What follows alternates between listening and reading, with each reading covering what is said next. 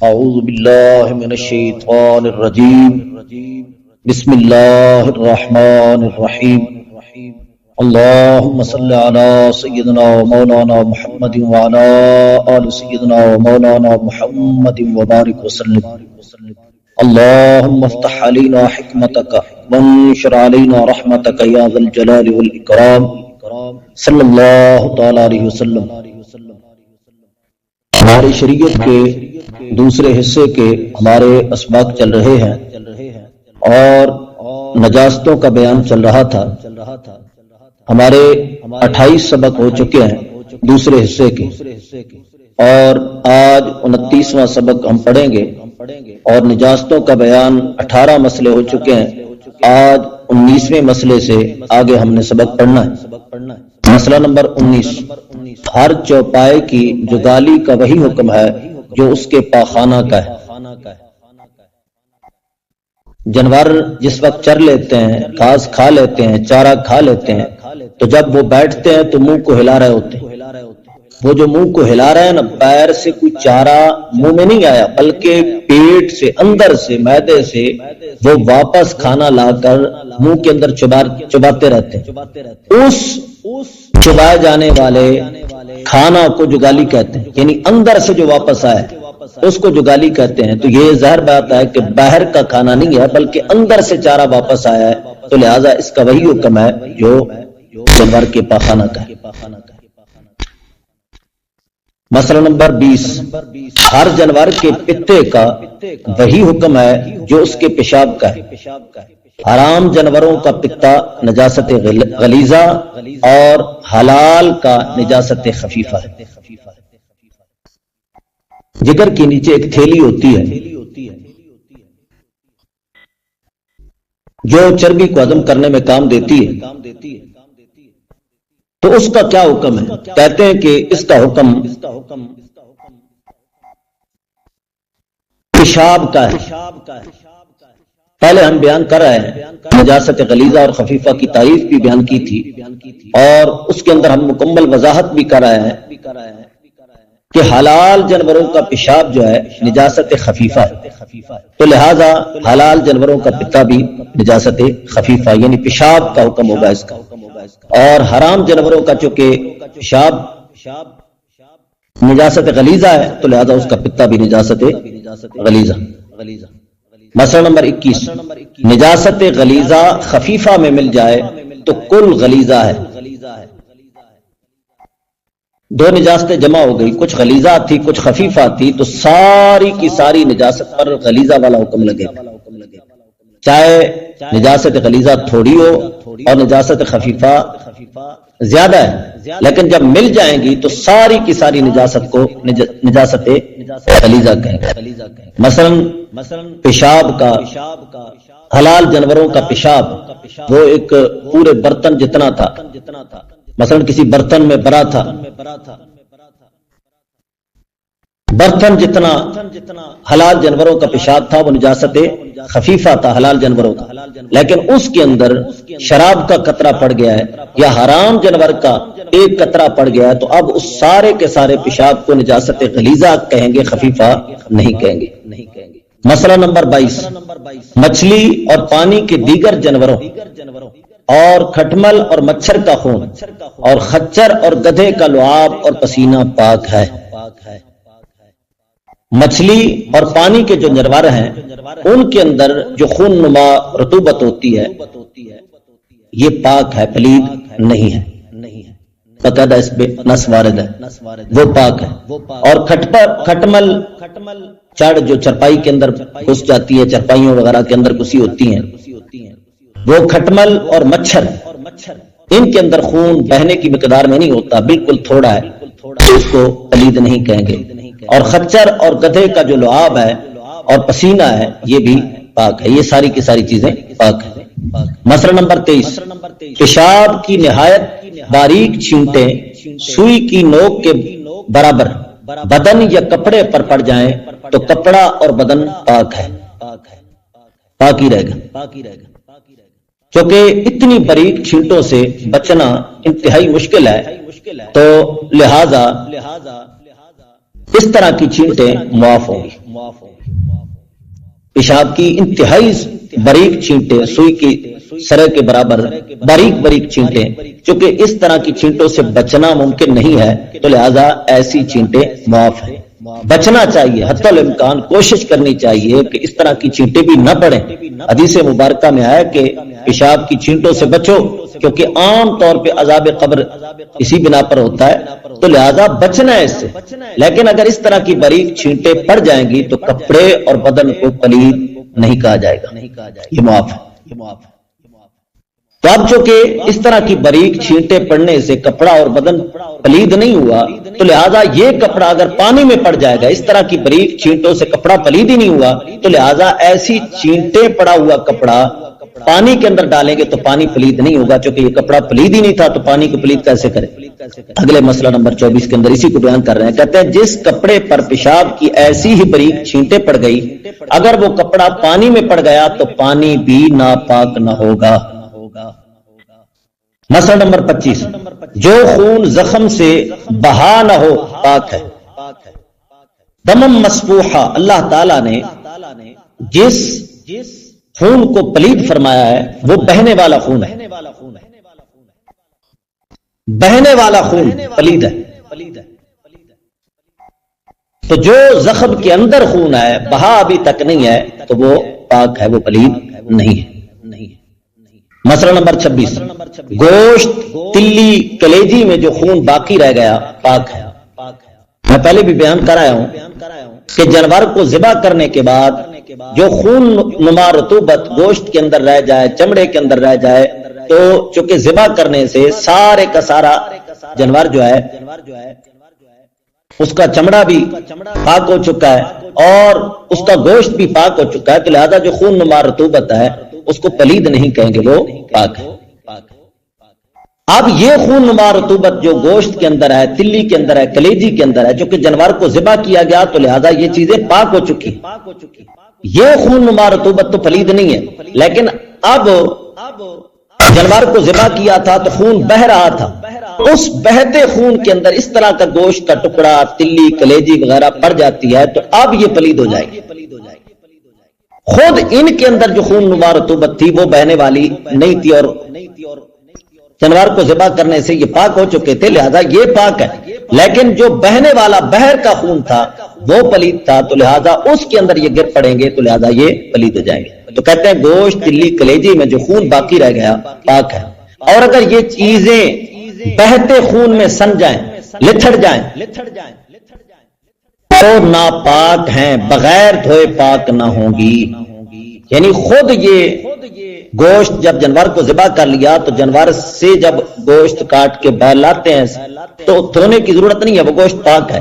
ہاں ٹھیک ہے، نظافت کے لیے دھویا جاتا ہے، دھوتے ہیں، لیکن اگر نہ دھوئیں وہ پاک ہے.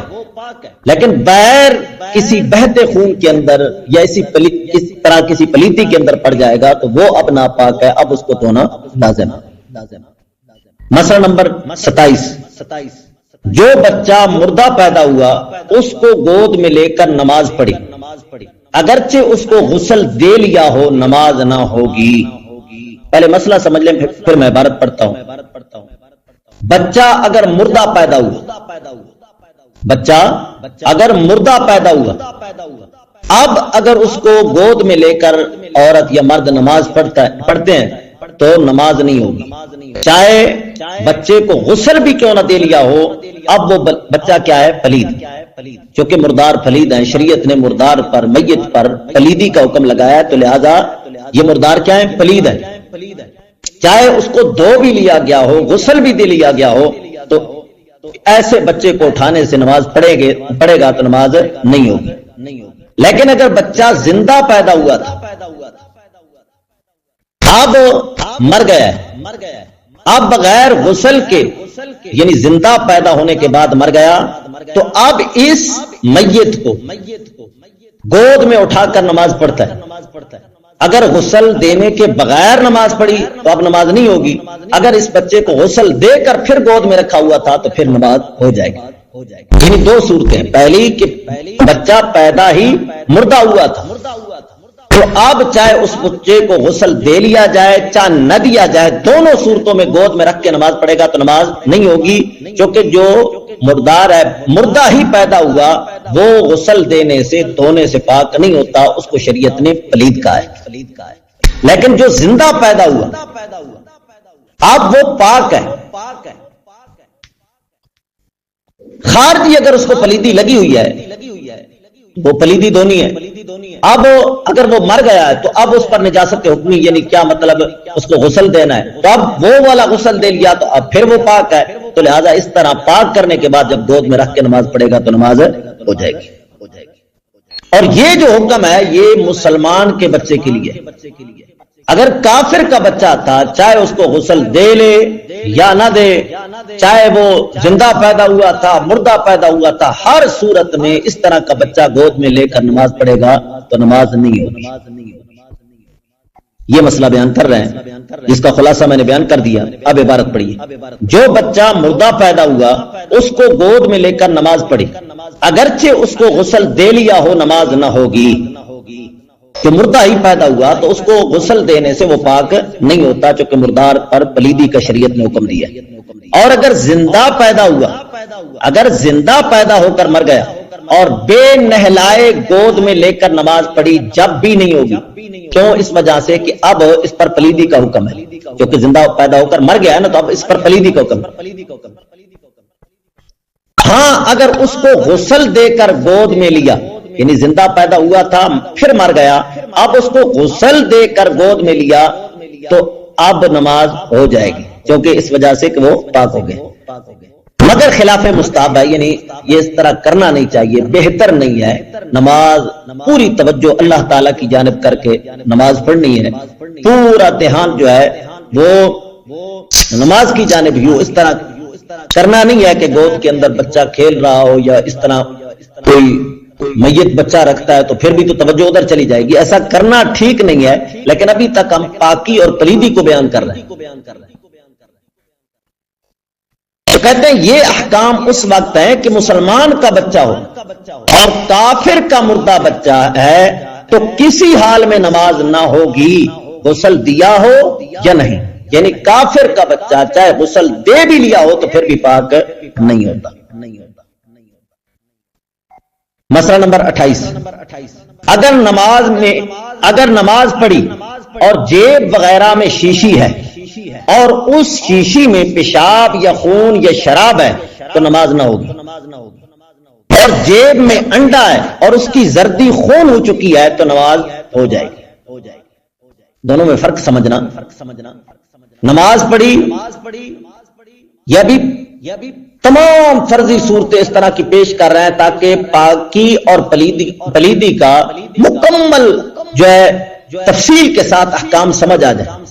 کہتے ہیں کہ کسی شخص نے نماز پڑھی، ایسے ہوتا نہیں ہے، یہ فرضی صورتیں بنا بنا کر پورا وضاحت کے ساتھ یہ مسائل بیان کر رہے ہیں۔ کسی شخص نے نماز پڑھی اور اس کے جیب کے اندر شیشی تھی، اس شیشی کے اندر پیشاب تھا، شراب تھا یا خون تھا، اس حالت میں نماز پڑھ لیتا ہے تو نماز نہیں ہوگی۔ اور اگر اس کے جیب کے اندر انڈا تھا اور وہ انڈا اس کی پیلی جو زردی ہے، اس کے اندر جو زردی ہے وہ خون بن چکی تھی، اب نماز پڑھتا ہے اس انڈے کو لے کر تو نماز ہو جائے گی۔ فرق یہ ہے کہ جو پیشاب کی بڑی بوتل ہے، خون کی بڑی بوتل ہے یا شراب کی بڑی بوتل ہے تو وہ پلید ہے، یعنی بہنے والا خون جس بوتل کے اندر رکھا ہوا ہے تو وہ بہنے کی مقدار تھا نا، بہنے والا خون تھا نا، کسی جانور سے بہا ہے اس نے بوتل کے اندر ڈالا ہے تو وہ بہنے والا خون کیا تھا؟ پلید۔ اسی طرح پیشاب کیا تھا؟ پلید۔ اور اسی طرح شراب کیا ہے؟ پلید۔ تو اس بوتل کے اندر پلیدی موجود ہے تو لہذا اب جیب کے اندر وہ پلیدی ڈال کر نماز پڑھتا ہے تو نماز نہیں ہوگی۔ لیکن انڈے کی جو زردی خون بن چکی ہے یہ بہنے والی دمم مسفوحہ نہیں ہے،